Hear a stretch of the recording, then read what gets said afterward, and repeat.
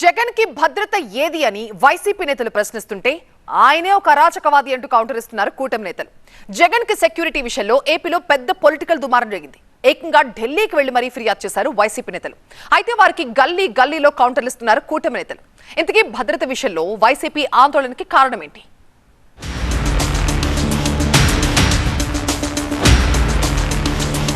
జగన్ కు భద్రత లేదు, ఆయన పర్యటిస్తుంటే కనీస సెక్యూరిటీ కూడా పెట్టడం లేదు, మాజీ సీఎం కు చేయాల్సిన కనీస ఏర్పాట్లు కూడా చేయడం లేదంటూ ఆరోపిస్తున్నారు వైసీపీ నేతలు. కేవలం ఆరోపణలతో సరిపెట్టకుండా ఢిల్లీ పెద్దలకు కూడా ఫిర్యాదు చేస్తున్నారు. కేంద్ర హోంమంత్రి అమిత్ షాను కలిసిన వైసీపీ నేతలు జగన్ ప్రాణాలకు ముప్పు ఉందంటూ ప్రస్తావించారు. కేంద్ర బలగాలతో భద్రత కల్పించాలని అమిత్ షాను కోరారు వైసీపీ నేతలు. ఇటువంటి ప్రమాదమైనా జరగవచ్చు, ఆయన ప్రాణాలకు కూడా ముప్పు రావచ్చు. The way things are happening. State government అసలు కావాలనే భద్రత కల్పించలేదు కాబట్టి కేంద్ర ప్రభుత్వం దృష్టి తీసుకుపోవడం జరిగింది. దానిపై ఆయన సానుకూలంగా స్పందించారు. తప్పకుండా మేము అడిగింది ఏంటంటే సెంట్రల్ ఫోర్సెస్ ఇవ్వమని భద్రత కల్పించమని అడుగుతున్నారు.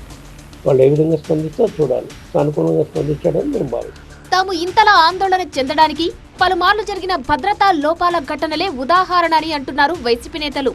జగన్ పర్యటనకు రాష్ట్ర ప్రభుత్వం కనీస భద్రత ఇవ్వడం లేదని ఆరోపిస్తున్నారు వైసీపీ నేతలు. మరీ ముఖ్యంగా పోయిన నెలలో జరిగిన భీమవరం పర్యటన సందర్భంగా కానివ్వండి, శ్రీకాకుళం జిల్లా పర్యటన సందర్భంగా కానివ్వండి, మరీ లేటెస్ట్గా 3 రోజుల కిందట జరిగిన వెస్ట్ గోదావరి జిల్లా దేవరాపల్లి పర్యటనలో ఏ విధంగా భద్రత లోపాలు ఉన్నాయి, ఏ విధంగా జగన్మోహన్ రెడ్డికి భద్రత కల్పించాల్సిన అవసరం ఉంది.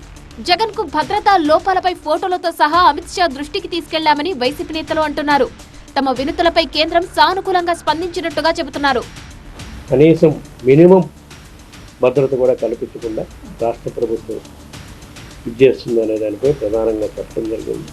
దానికి ఆయనకు సంబంధించిన కొన్ని ఫొటోస్ అవి కూడా ఆయన చూపించారు. తప్పకుండా దానిపై చర్య తీసుకునే కార్యక్రమం ఏ విధంగా చర్యలు తీసుకోవాలో నేను ఆలోచించి చర్య తీసుకునే కార్యక్రమం చేస్తాను. సానుకూలంగా స్పందించడం జరిగింది. జగన్ రాష్ట్రంలో పర్యటించకుండా ఎలా అడ్డుకోవాలి అనే దానిపైనే కేబినెట్ భేటీకి ముందు షాడో మీటింగ్ పెట్టుకుంటున్నారనే ఆరోపణలు కూడా చేస్తున్నారు వైసీపీ నేతలు. లోపల ముఖ్యమంత్రి గారేమో కేబినెట్ మీటింగ్ అధ్యక్షత వహిస్తే బయటేమో షాడో మీటింగ్కి ఆయన కొడుకు లోకేష్ గారు అధ్యక్షత వహిస్తారు. ఈ ఒక్క విషయం చాలు ఈ రాష్ట్రంలో ఏం జరుగుతుందో మనం చెప్పడానికి. సిగ్గు లేదా? ఒక మాజీ ముఖ్యమంత్రి గారిని నోటికి ఎంత వస్తే అంత మాట్లాడుతూ ఉంటే, ఒక మాజీ ముఖ్యమంత్రి జెడ్ కేటగిరీ ఉన్న ఒక నాయకుడు దేవరపల్లి వస్తే పోలీసుని కూడా పెట్టకుండా ఏం చేయాలని?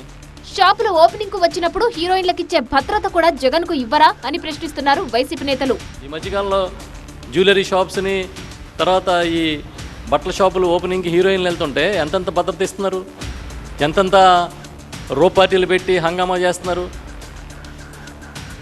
అది అలా ఎందుకు ఇస్తున్నారు? ఇక్కడ ఎందుకు ఎవరు? అంటే ఒక నాయకుడికి ఎవరా భద్రత? జగన్ బయటకు వస్తేనే అరాచకం, విధ్వంసం అనే విమర్శలు చేస్తున్నారు కూటమి నేతలు. జగన్ బయటకు వస్తే ఎవరో ఒకరు చనిపోవాల్సిందేనని కూడా అంటున్నారు. పరామర్శల పేరుతో రౌడీయిజం, అరాచకం చేస్తున్నారంటూ ఫైర్ అయ్యారు సీఎం చంద్రబాబు. గొడ్డలి పార్టీ అధినేత బయటకు వస్తే అరాచకం, విధ్వంసమే. ఎవరో ఒకరు చనిపోవాలి. అది వాళ్ళ మనిషి వచ్చి ఉండడం కావచ్చు, రోడ్డు మీద ఉండేవాళ్ళు కావచ్చు. ఇలాంటి అరాచకాలు జరిగినప్పుడు పోలీసు వ్యవస్థకు కూడా మీరు బలం ఇవ్వాలి.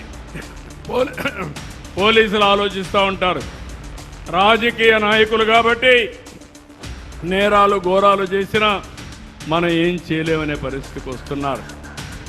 మొత్తంగా జగన్ పర్యటనలు, సెక్యూరిటీ ఏర్పాట్ల చుట్టూ ఏపీలో పొలిటికల్ ఫైటింగ్ నడుస్తోంది.